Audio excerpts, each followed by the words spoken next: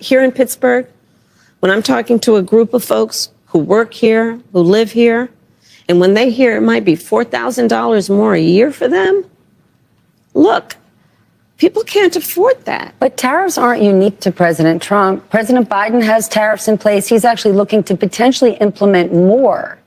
Where do you come out on? Is there a good tariff, a bad tariff? Well, part of it is you don't just throw around the idea of just tariffs across the board, and that's part of the problem with Donald Trump.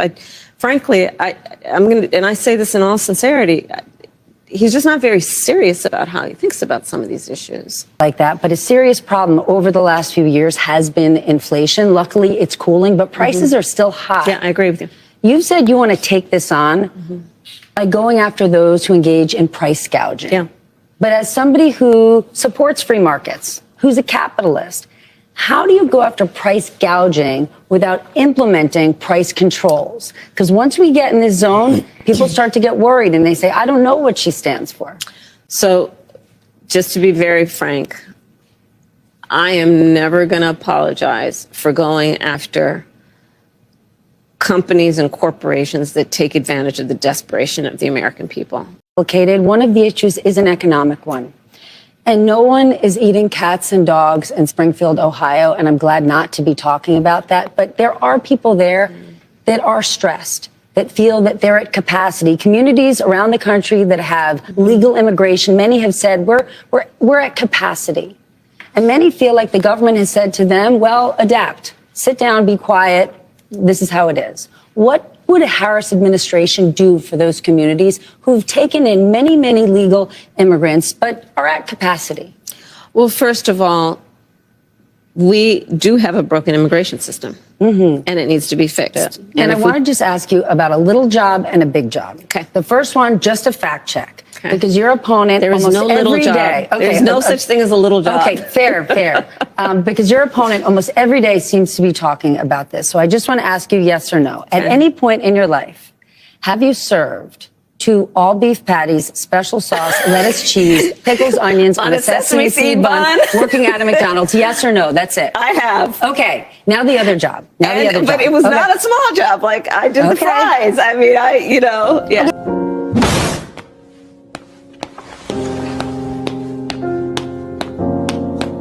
Welcome to Infantry Mindset, where we don't make excuses, we just do it. You gotta get your daily dose of this bald guy, aka the babbler. As I'm getting older, I start to realize, man, I need to make an impression on the world. Sometimes we have hidden things that we don't know, qualities that we don't know about ourselves that other people might gravitate to. I always had good conversations. I mean, I could talk to anybody. Doesn't matter who you are, what you believe in, politics aside, or we can talk about politics. I can make a connection because I genuinely care about people.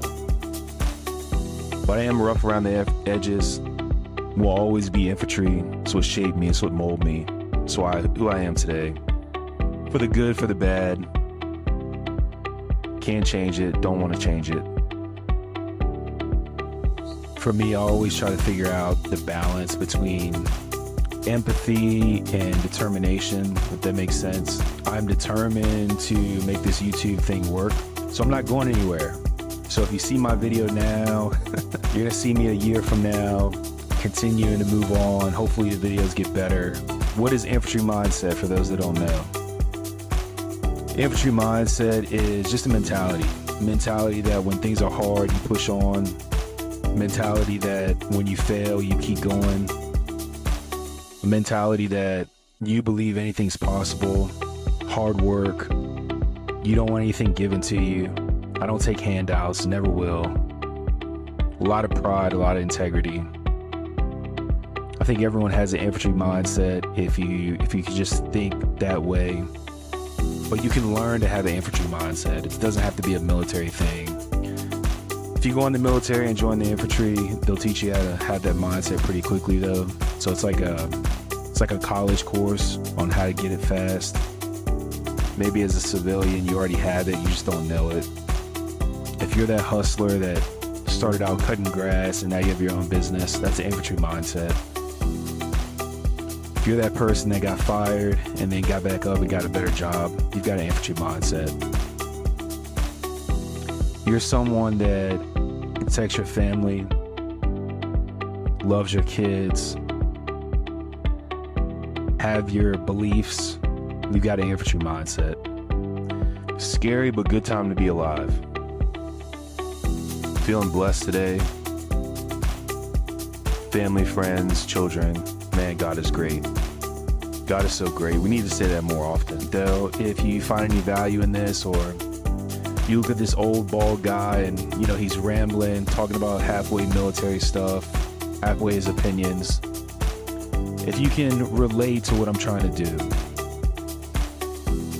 if you can see the passion that I have in my country and the views and my opinions I say, just give me a like, give me a subscribe, give me a comment.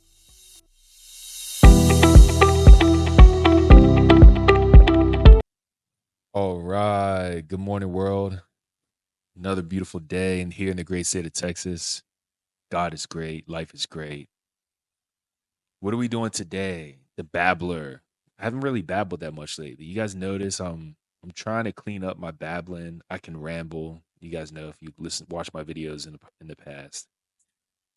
Today I'm excited. Why am I excited? I'm excited because we've got Vice President Kamala Harris's first solo interview that was just conducted. Not going to prejudge.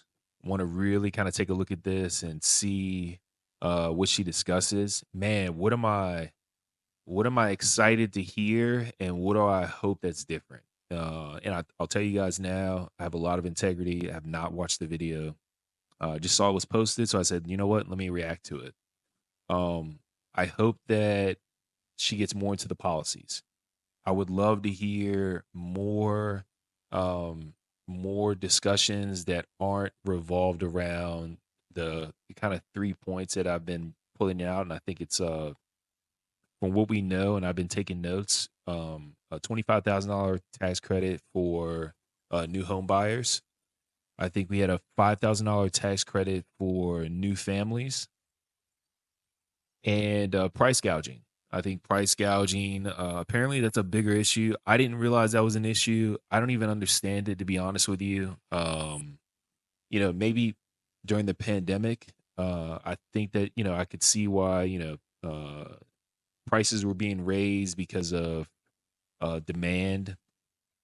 But I don't think when I go to the grocery store now that it's price gouging.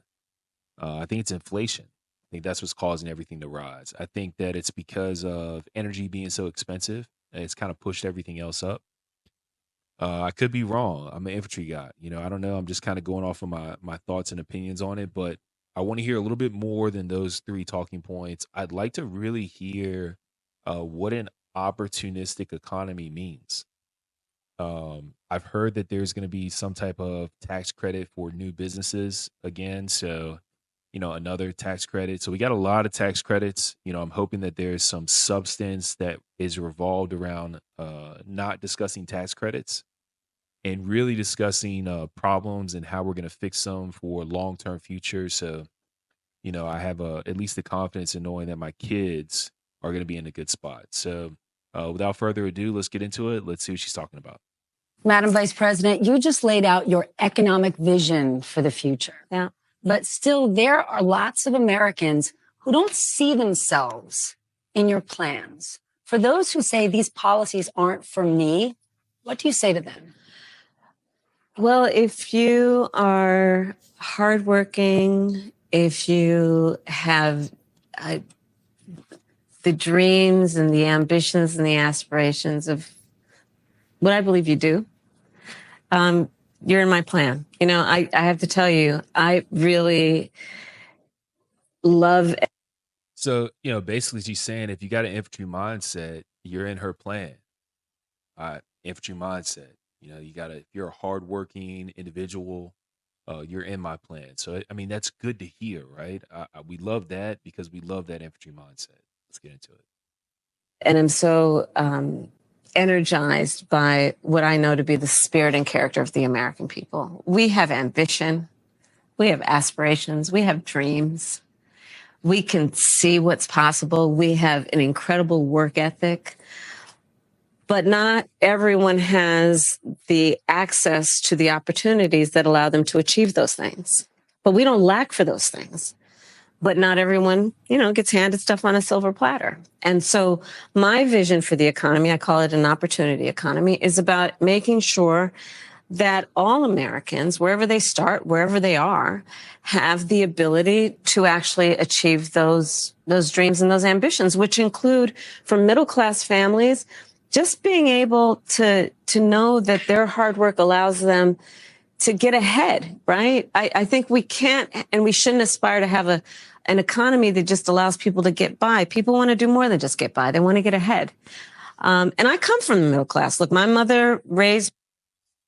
It's a good point, and I agree with our vice president 100%. People want to be able not to just survive; we want to be able to get ahead, right? So, uh, you know, um, I think the biggest thing in just listening, and I'm not going to prejudge, but I just continue to reiterate the same thing.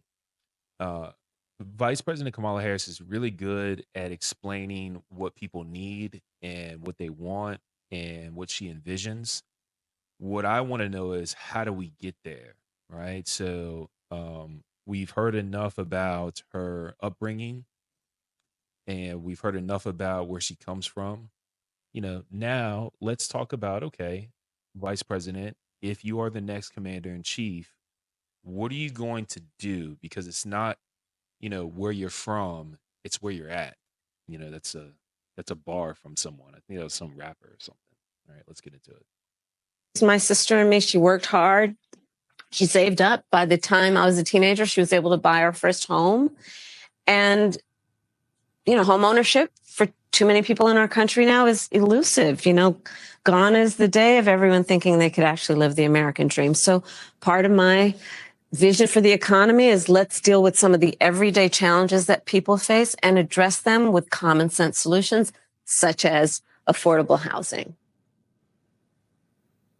Over the last 4 years, there have been tremendous economic wins, and you've just laid out a big plan. But still, polling shows that most likely voters still think Donald Trump is better to handle the economy. Why do you think that is?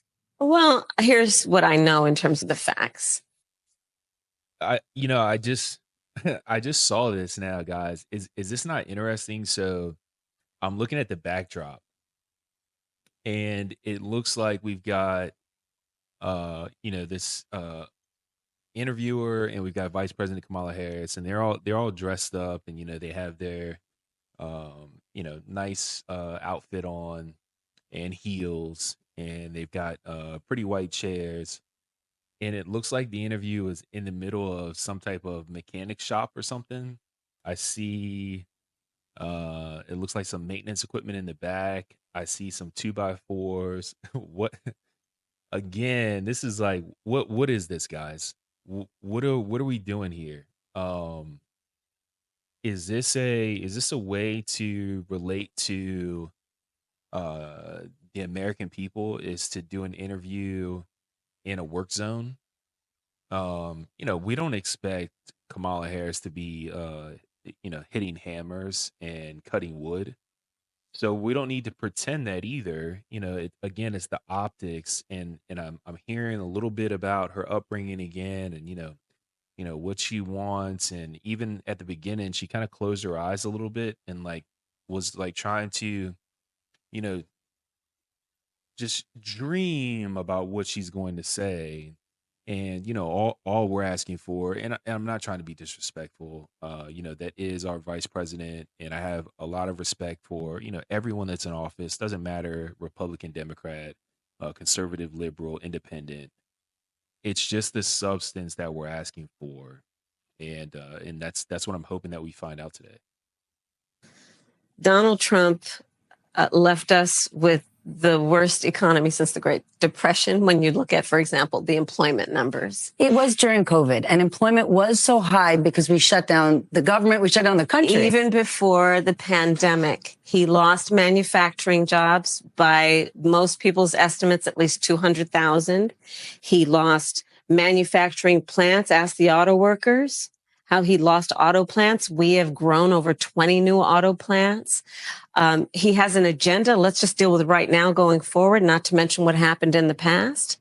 He has an agenda that would include making it more difficult for workers to earn overtime, an agenda that would include cutting off access to small business loans for small businesses, an agenda that includes tariffs to the point that the average working person will spend 20% more on everyday necessities and an estimated $4,000 more a year on those everyday necessities, to the point that top economists in our country, from Nobel laureates to people at Moody's and Goldman Sachs. I'm not worried about, and I understand that she's going to try to break down Trump and what he has going on. It's the deflection around what she's going to do to make the country great again. What is Vice President Kamala Harris going to do, right? And it was a simple question, and I think that I have learned to realize that Vice President Kamala Harris is a master at not answering a question, but kind of circling around the question, and then also bringing up other things that allow us to deflect from the actual answer. So when you're done with it, when the question is over, it feels like she said something, but hasn't really said anything. We'll let her continue. Have compared my plan with his and said my plan would grow the economy, his would shrink the economy. Some of them have actually assessed that his plan would increase inflation and invite a recession by the middle of next year. So the facts remain that Donald Trump has a history of taking care of very rich people. And I'm not mad at anybody for being rich, but they should pay their fair share. But tax cuts for the billionaires and the top corporations in our country, and then not really paying much attention to middle-class families. My perspective on the economy is when you grow the middle class, America's economy is stronger. And there's empirical evidence to prove my point correct. And let me ask you about taxes, because lots of people will say, I don't like Donald Trump, but he cut my taxes. He didn't just cut corporate taxes, he cut individual taxes. Now that expires next year. And there's some people confused saying, I don't know what's going to happen next year. Under a Harris administration, at what income level should someone expect their taxes to go up? And that state and local tax deduction that's currently capped and matters to a lot of people in blue states, are you going to lift that cap? It's a great question. That's a great question. Let's get a direct answer. First of all, when it relates to anybody making less than $400,000 a year, your taxes will not go up. Your taxes will not go up. And in fact, under my plan, taxes for 100 million Americans will actually be cut, including $6,000 a year for young couples for the first year of their child's life in a tax cut, a tax credit, essentially, by expansion of the child tax credit. And why is that? Because during the first year of a young couple, of a person's child's life, they're going to need help buying a crib, buying a car seat. And we all benefit when they're actually able to do what they naturally want to do to take care of their child. And expanding that. I'm not going to get into the tax credits, 'cause I've already said enough about that. But I don't know. I've got 2 kids. I remember when they were, the first year was probably the cheapest part of their life. That's when you can go and buy stuff for, $2-3 an outfit. And, most people, they'll have, family and friends will help them with diapers and things like that. Waiting until the end of the year and getting a $5,000 tax credit for, a new family. I mean, that's great, but I don't think that it changes the narrative to trying to figure out what you're going to do. My second thing is, anybody making under $400,000 won't receive an increase in taxes. Okay. I think that's great, right? And I think that if you're making over $400,000, you're probably doing pretty well in life. But I also feel like if you're making over $400,000, you're probably a small business. You're probably just getting started. You're probably getting established, and you probably aren't in a situation where you're gonna need to want to pay more to expand and grow your business and have to worry about your taxes increasing. I think that I mean, it's so weird because the Amazons, the Walmarts, the Googles, the Microsofts, the Teslas, these companies, I mean, do your research. They don't pay taxes. I'll be very shocked if they pay any taxes. And it's because they use their leverage and things that they do throughout the year to offset, what they would be paying in taxes, right? So it's really the small businesses, the half a million to, maybe 1.5, $2 million gross in a year. It's those businesses that are trying to grow and they need less taxes. It's not the corporations that don't even pay taxes now. It's one of those things is because they're so big, in their minds, okay, why don't if we know we're going to spend, I don't know, we'll just throw a number out, $5 million in taxes. We know we're going to spend $5 million in taxes. Why would we not just take that $5 million and use it for advertising and go do volunteer stuff, or spend that $5 million to go help build a community up, or take care of someone or some entity or some program. And so the money goes all to all these programs, right? It's two things. It does help out because now you have these companies that, Make a Wish Foundation. You have, Christmas time where, these big entities, USAA and Walmart, they're buying gifts for all the kids. And it seems like in the moment, it's like, man, these companies are spending, their money to help build up the community. What they're doing is they're spending the money that they would have to spend in taxes anyways, but now the marketing side comes in and they're able to market and say that we have done this for our communities.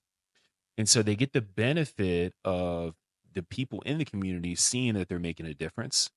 They get the benefit of marketing saying that we have spent, millions of dollars to do X, Y, and Z to help out the veterans, to help out, disabled, to help out lower income communities. And they use that as a branch leverage not to pay taxes, because the taxes they would have paid, they have spent on this. It's the same reason why small businesses, you'll hear about them buying their new vehicles before the end of the year, because they can, write off, certain expenses so that they don't have to pay the taxes on the profits that they made. It's, again, it's and I'm not smart enough to understand all the ins and outs, but what I do know is when we talk about the 400,000 and up, these people that are making this type of money, I don't believe that they're the wealthiest and they can afford for their taxes to go up. I actually think it's the opposite. And I think the way that we bring more manufacturing, more jobs, more everything to our country is we lower the taxes for everyone. And that includes the corporations, and that includes, you know, you give incentives to companies so they say, you know what, maybe we shouldn't keep our manufacturing in China. Maybe if we're going to get these type of tax breaks here in the United States and they're going to give us this money to build here, maybe we'll just bring everything back here, right?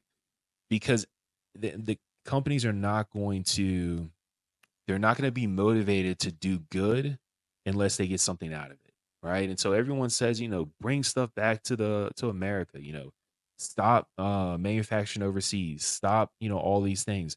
And Trump has actually put a really good plan in place that he wants to implement in lowering energy, which I think is huge, right? We need to drill. We have all these natural resources, lower the cost of energy, put tariffs and huge taxes on foreign entities bringing stuff in the United States. What does that do? It causes them to either pay it or increase the price of their product. What does that do? Now it makes American made products more competitive with the $2 bootleg stuff that you buy from China. So it allows people to say, you know what? Let's buy American made, right? It also incentivizes these companies to come back to the United States so they don't have to pay these huge markups, right?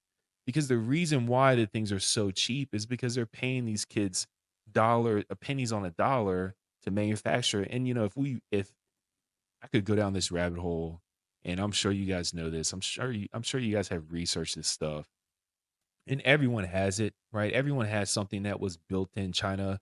Probably the camera that's recording me right now was built in China, or so some other entity. But what if it was built here? You know, what would that do to our economy? You think about when we were thriving, it's when we had the innovation here, we had the manufacturing here, and it was only greed that allowed us to really kind of go out and find these underprivileged communities and these underprivileged areas out in China and India and all these places where we could get cheap labor to get them to build the profits back up, right? So how do we offset that? We have to really have a business person come in and look at this from a business perspective and say, okay, I know you guys are only motivated to do something when it benefits you. Let's put something in place so it benefits you to come back here, and let's make America great again. These are my thoughts. I'm a dumb infantry guy, but it sounds really good to me, and I think it will work. Put in the comments if I'm off, and if I'm off, tell me why. That child tax credit, or you mentioned housing before, giving that extra money for a first home. If you can't raise corporate taxes, or if GOP takes control of the Senate, where do you get the money to do that? Do you still go forward with those plans and borrow? Well, but we're going to have to raise corporate taxes, and we're going to have to make sure that the biggest corporations and billionaires pay their fair share. That's just it. It's about paying their fair share. I am not mad at anyone for achieving success, but everyone should pay their fair share. And it is not right that the teachers and the firefighters that I meet every day across our country are paying a higher tax. See, this is why I feel like we need someone that understands business. I don't feel like Vice President Kamala Harris. I don't feel like in general liberals are truly understanding what they're fighting. These corporations now, they are in control of so much. Whether it be lobbyists, whether it be political things, entities. I'm sure that there's specific corporations. Maybe it's the electric industry now. Everything is trying to go EV and sustainable. Who knows what type of money is being thrown around, to the Democratic Party to allow them to push all these kind of incentives for, sustainable energy, right? We just don't know. But what I'm saying is these corporations, they are in control of so much. And the rhetoric that, oh, they're just going to pay their fair share. You know, if you guys have watched politics and you've listened to this has been the narrative, I feel like, for the Democratic Party for so long. Let's just make the rich pay their fair share. What they don't understand is, right, if we were to strangle these corporations and these billion-dollar entities and say, you know what, you're going to just pay more, you're going to pay more, you're going to pay more. There's two things that are going to happen. Either one, they're going to pay more, but it's not going to be from their profits. It's going to be from us. So we are going to pay whatever those prices are to pay more. I'll give you an equation. I'll give you an analogy so you understand. And I'm sure you guys understand. I don't know anything, right? But give you an example. Texas, All right. Great state of Texas. I'm here. I love this state. Probably will never move. Right. We have our own energy grid here. It's called ERCOT, Electricity Reliability Council of Texas. Right. Uh, the East has a grid. The West has a grid. We have our own. It's kind of separate from everyone else. And they built it so they could be, free and independent from the national rising cost. So they didn't have to worry about entities kind of sucking up our energy. We wanted to maintain our stuff here in Texas, right? Everybody knows Texas wants to be independent. This is just who they are. Well, what happened was we started having extreme temperatures and these deep freezes, these extreme highs, these extreme lows, and the grid was not prepared for it. And so they didn't spend the money to upgrade the grid to protect it against extreme colds, because it never got really cold in Texas like that. And now that the temperatures go down in the wintertime, and it causes a bunch of issues. Well, in 2021 there was like a really deep freeze, and the grid lost power for the majority of Texas. And ERCOT kind of broke down a little bit, and so they realized that there were going to be billions and billions and billions of dollars that they were going to have to spend to upgrade the grid, right? Did the companies just spend the money to upgrade the grid? No. They said, okay, how much is it going to cost for the maintenance? And they increased the price of energy, so the common folk here in Texas are paying 3, 4, 5, 6 times the amount that they paid 10 years ago, because of the maintenance that they had to do to upgrade the grid, right? So this is my point. If you guys understand my context in this, you can charge corporations, you can tax them whatever you want, but they are not just going to eat up their profits and pay those those taxes, those that money. They're gonna find a way for us, the common, you know middle class person, to pay for those increases. So that's why you don't strangle the corporations. And it sounds, it just sound that they make it sound like it's like, oh no, we're gonna tell them they're gonna pay more. They're gonna pay us more, and we're gonna bring the deficit down. We're gonna do all this, and it's like, no, it's not gonna happen like that, right? So there's two things that are either gonna happen. Either they're gonna pay the extra money, and they're gonna push it over to the consumer, and the prices are gonna go up, or they're just going to move all their stuff out of the United States like they're already doing now, and they're going to get it done cheaper. And guess what? The corporations run, believe it or not, the majority of what we do here. So if it ever gets into a point where they're like, you know what? Maybe it would be easier for us just to move our stuff to Asia or Mexico, or another foreign nation, and build that nation up, and just say, you know what, we're done with America. They can actually do it. And then that creates an entirely different, I believe, quality of life. I believe it will cripple the United States, right? You already see what's going on in the Middle East, and how they are getting rid of, or trying to change the way that we trade in oil and gas, and stop abiding by the petrodollar. And I don't know, I have to, I can't tell you guys how stupid I am, right? I'm so stupid when it compares to like these people that are looking at this stuff every single day. Whatever the common folk is, I'm the common folk, right? I didn't have to be smart to go in the military. I had to be strong. But I look at this and it makes so much sense. And then I hear this imagination speech that is just being kind of thrown out there.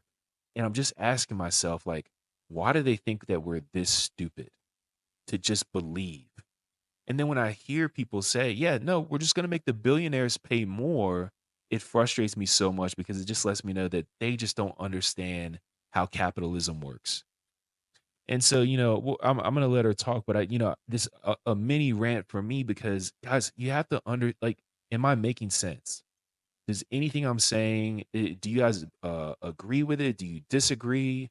You know, give me some knowledge. Tell me where somehow I've gotten this all wrong and why the billionaires are just going to open up their piggy banks and they're just going to pay more because the government says pay more, right?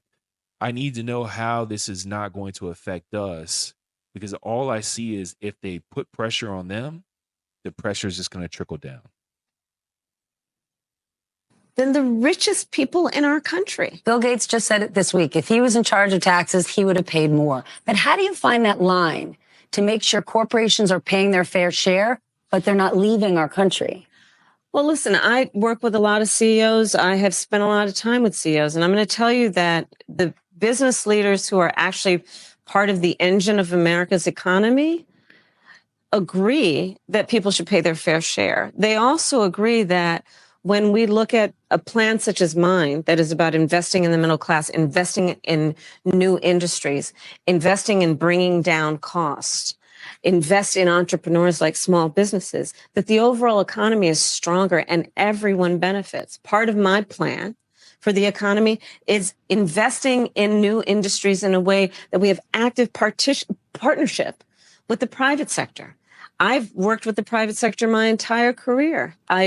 Even as vice president, working with some of the biggest banks and biggest tech companies to increase by billions of dollars the money going into community banks to increase access to capital for small businesses. Why do those biggest corporations and CEOs do that? Because they know those kinds of investments, like in our small businesses, in startups and entrepreneurs, actually strengthens America's economy overall and everyone benefits. So this is not about bilking anybody, but it is certainly about saying, let's make sure that we create opportunities for everyone to grow wealth. I believe that it is not sufficient and it should not be our goal to just make sure everyone is working. That should be the baseline. That should be a given. And let's create an economy where people have the ability to buy a home, to start a business, to take a nice vacation from time to time, right? For people who want to buy a home, yes, getting a $25,000 kicker would be great. But it's not just affording a home. We don't have enough in this country. You're absolutely right. And one of the main problems are regulations and rules, strict rules at a local level. How does the federal government cut through all that red tape and get down to, the suburbs of Pittsburgh and say, we're going to have to build some affordable housing here? How do you connect the two? So you're absolutely right. So across our country, people rightly are concerned about the cost of housing. So it's home ownership, to your point. We need more supply. That is, without any question, part of the solution. Creating more supply under my plan includes creating tax incentives to work with the private sector and home builders. Part of my goal and the plan would be to create 3 million new housing units for rent and for ownership by the end of my first term. It includes also what we must do to cut red tape. You're absolutely right. It takes far too long and there's too much bureaucracy associated.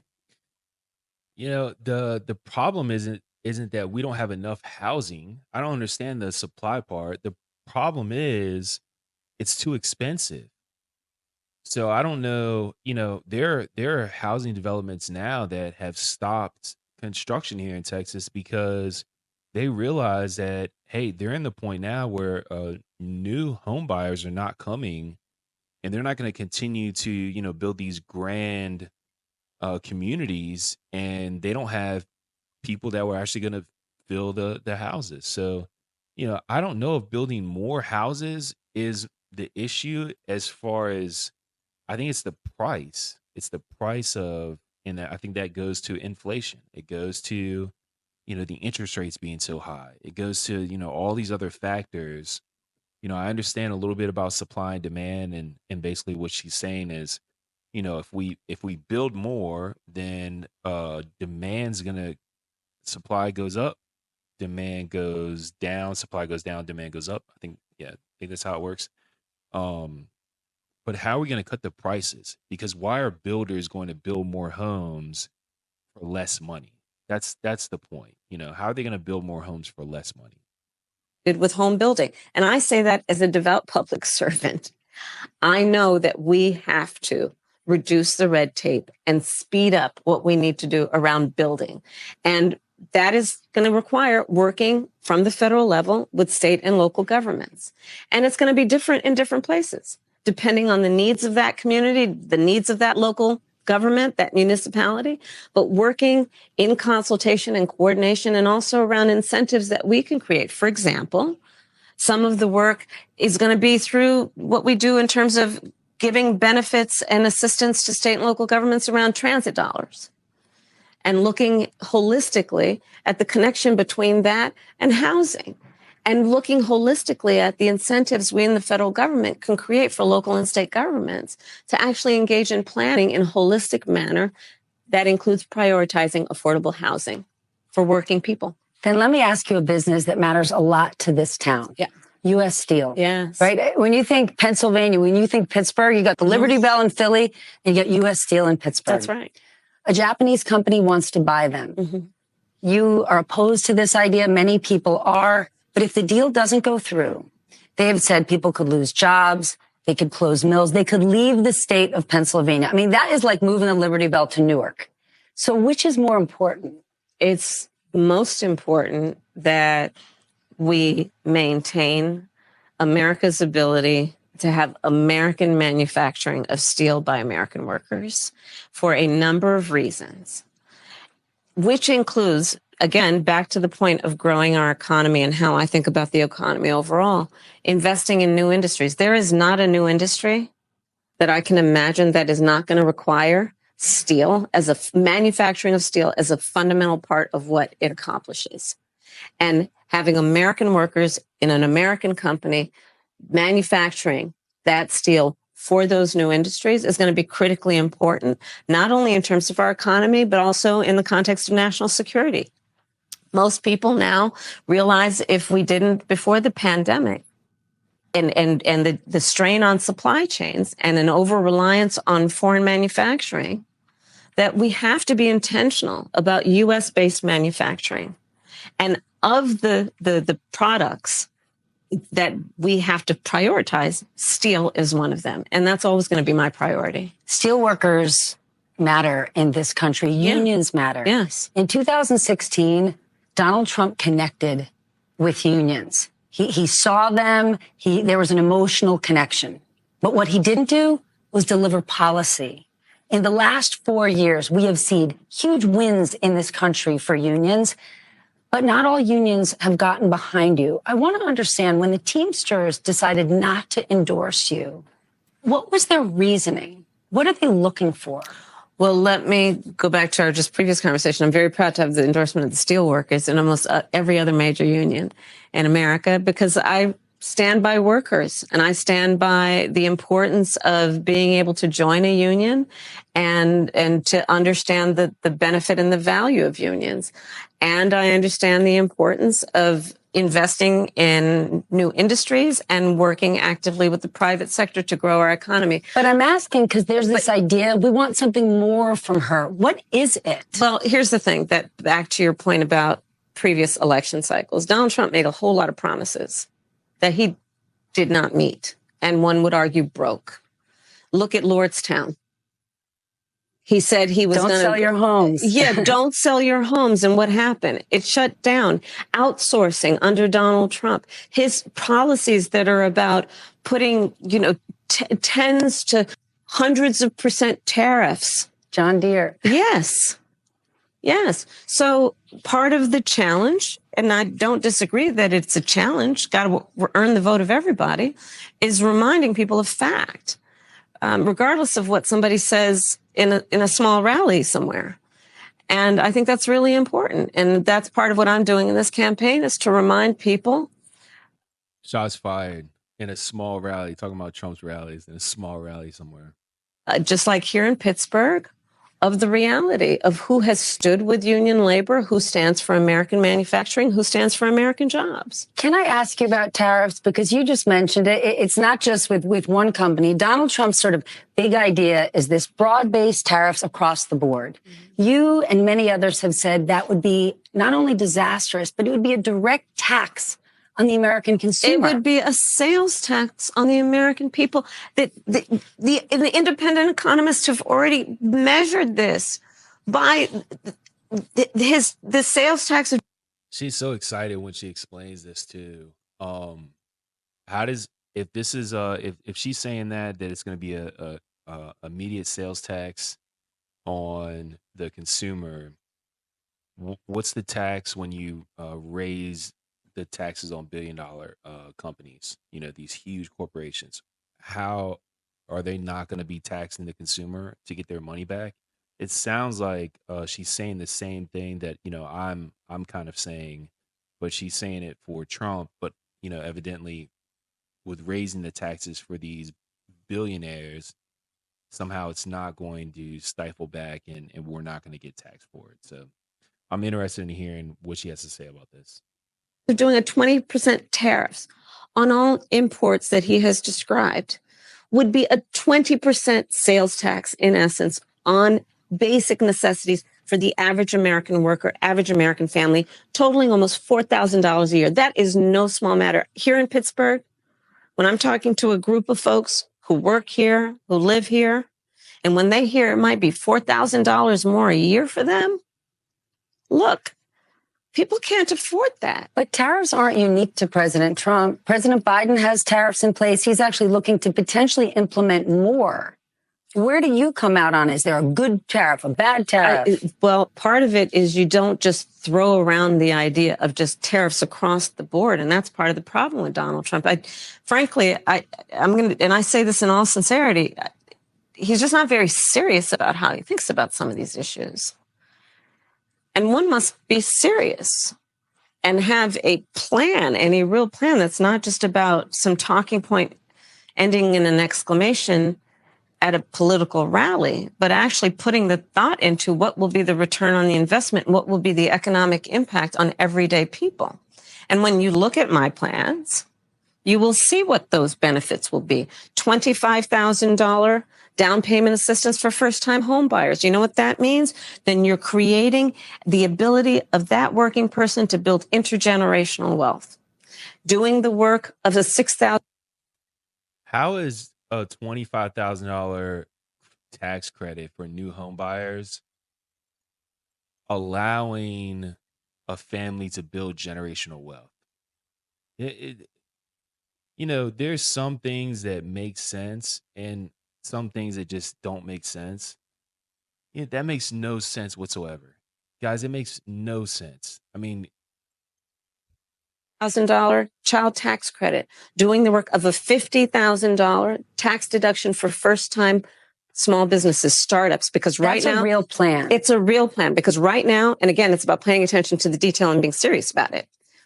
I'm serious about my enthusiasm and for small businesses and my belief in what they will do as part of America's economic engine. On Friday, sorry. So looking at the fact that right now the tax deduction is $5,000, nobody in this year of our Lord 2024 can start a small business with $5,000. Very few can.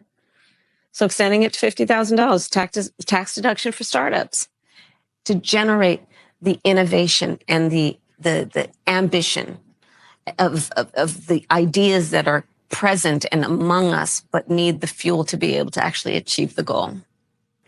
His plan is not serious when you lay it out like that, but a serious problem over the last few years has been inflation. Luckily, it's cooling, but prices are still high. Yeah, I agree with you. You said you want to take this on by going after those who engage in price gouging. Yeah. But as somebody who supports free markets, who's a capitalist, how do you go after price gouging without implementing price controls? Because once we get in this zone, people start to get worried and they say, I don't know what she stands for.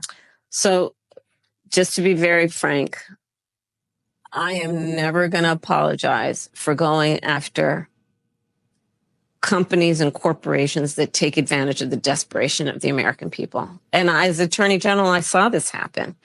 In the midst of an emergency, whether it be an extreme weather event or even the pandemic, we saw it, where those few companies, not the majority, not most, but those few companies that would take advantage of the desperation of people and jack up prices. Yeah, I'm going to go after them. Yes, I'm going to go after them.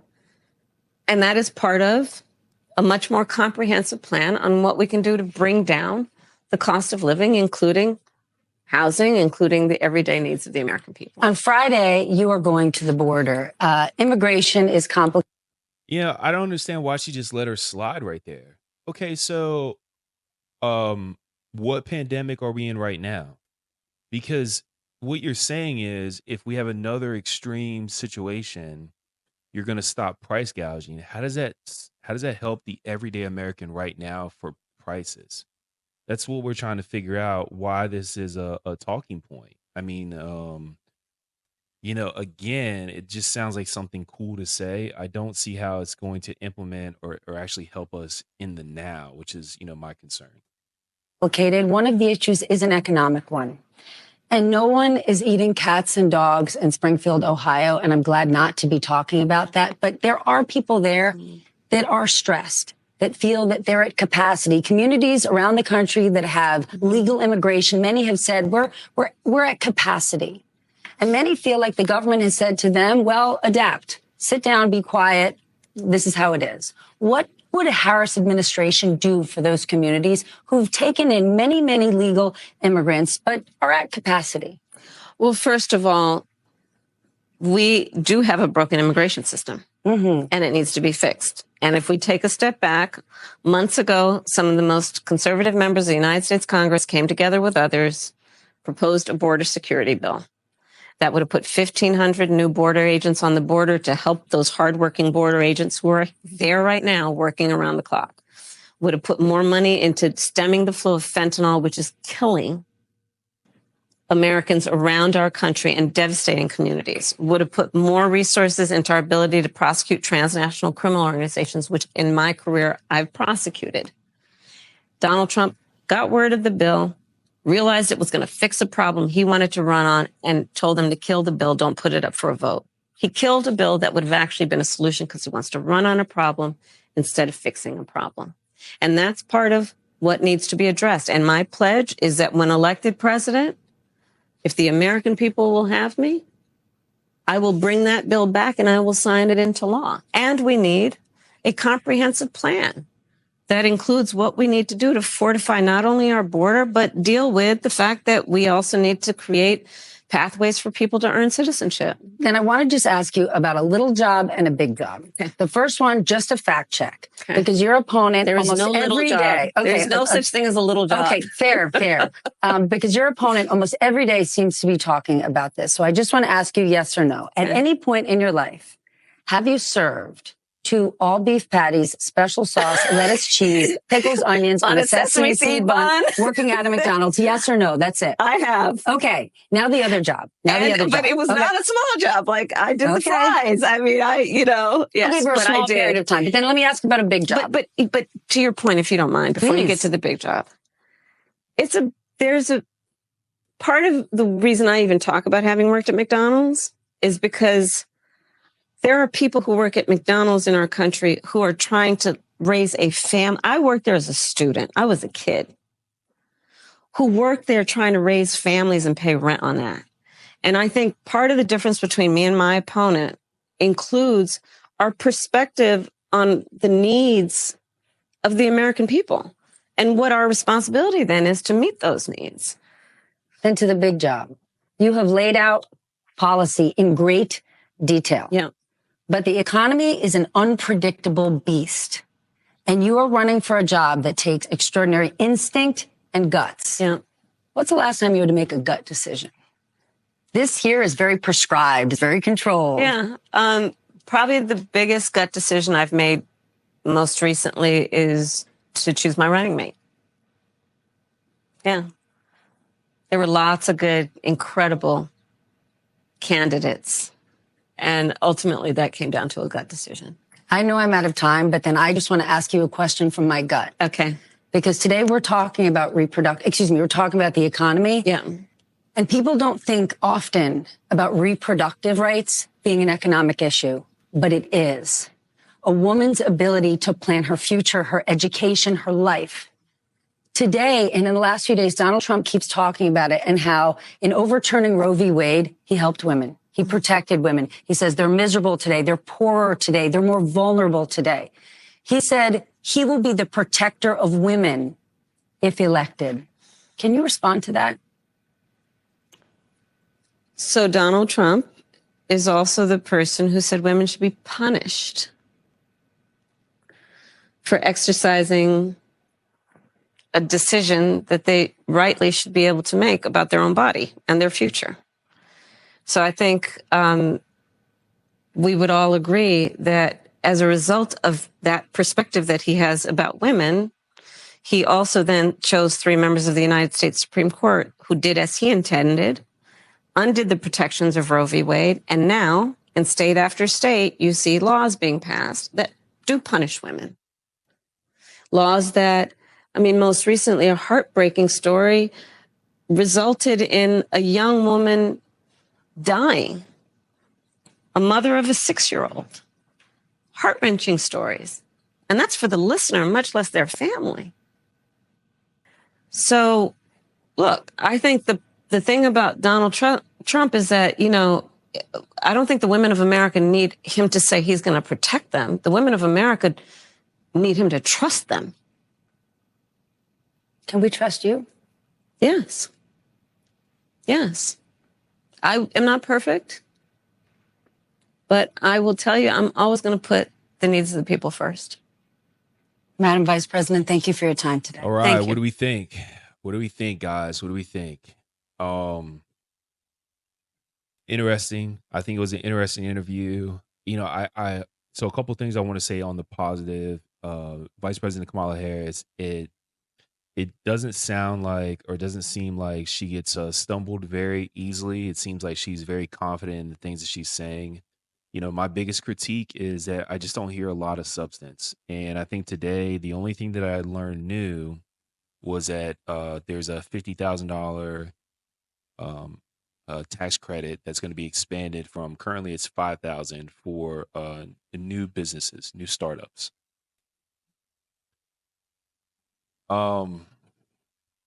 It's tough. It's tough because, you know, I can't tell if Vice President Kamala Harris is a chameleon or if she's if she really believes the things that she's saying. I don't know if she's being controlled. And for me, there's something about her in general that just makes me feel like it's not genuine. It's not genuine. I feel like she will say whatever needs to be said. And, you know, for me, that's, you know, that worries me a little bit because I don't know if the truth of how she really believes is going to come out. And I still don't know anything about the policies and the substance that she has behind her plan, an opportunity economy that doesn't revolve around the 4 tax credits that I talked about. And that's $25,000 for new home buyers, $5,000 for new families, $50,000 for the new startup businesses, and price gouging, you know, for extreme, weather issues or even pandemics. I don't know how that equates to, and tax credits going, or I'm sorry, taxes going up for, you know, anyone that makes over 400,000, and making the billionaires pay their fair share. So that kind of, I'm trying to be as impartial as possible. That sounds like it sums up her entire plan. And I don't think it's going to work. And I do know that I've heard let's just make the wealthy pay more. I've heard this rhetoric over and over and over again. And all that I've seen as that rhetoric goes up is our deficit go up and up and up every single year. You know, I feel like we're never eating away. We're always adding to. And I think at some point it's going to come to a bubble that's going to break, and it's really going to put us in bad shape. With that being said, I would love to hear your thoughts and opinions If you felt like it was a good interview, what you felt like Vice President Kamala Harris was actually talking to, and what she said that might have motivated you. Maybe what am I saying that doesn't make sense, or correct me. Give me information I can read and substance I can understand, that makes me really kind of get what Vice President Kamala Harris is trying to do. If you found any value in this episode, please like, share, subscribe. Another episode of Infantry Mindset where we don't make excuses, we just do it. Until next episode, God bless. Have a good day. You will feel fatigue. You will feel fear. You will feel happiness. You will feel regret. You will feel sadness. At the end of the day, you will continue to breathe fire. Gonna go. Okay, with that said, you will take the operational instinct, and here's what I tell you to do, and it's almost one of those impossible tasks, but you gotta fight for it every day. You gotta use that operational instinct, and you gotta know what happens before it happens. You gotta stay methodical on the field. You gotta stay clear-headed on the field. You gotta work any resource as required to move like this, move methodical, and ensure you always have mutual support in position to affect the fight and bring fires as required to fucking kill the enemy. Kill the enemy! Kill the enemy! Kill the enemy! Gonna go!